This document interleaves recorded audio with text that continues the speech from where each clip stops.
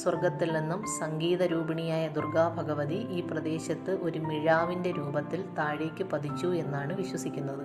അന്ന് ആ മിഴാവ് അഥവാ മൃദംഗം വന്നു വീണ ഇടമാണ് മൃദംഗ ശൈലനിലയം ആയതും അത് പിന്നീട് മിഴാവ് കുന്നായതും വീണ്ടും മിഴാക്കുന്നും മുഴക്കുന്നും ആയി അവസാനം മുഴക്കുന്നിൽ എത്തി നിൽക്കുകയാണ്.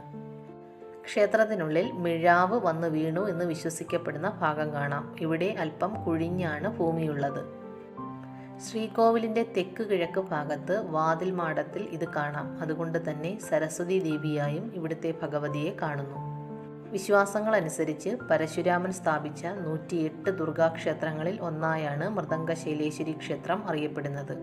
മുഴക്കുന്ന് മൃദംഗശൈലേശ്വരി ദുർഗാക്ഷേത്രം എന്നാണ് ഇതിൻ്റെ പേര്. പ്രധാന പ്രതിഷ്ഠ ദുർഗാദേവിയാണെങ്കിലും സരസ്വതി, ലക്ഷ്മി, കാളി എന്നീ സങ്കല്പങ്ങളിലും ഈ ദേവി പൂജിക്കപ്പെടുന്നു.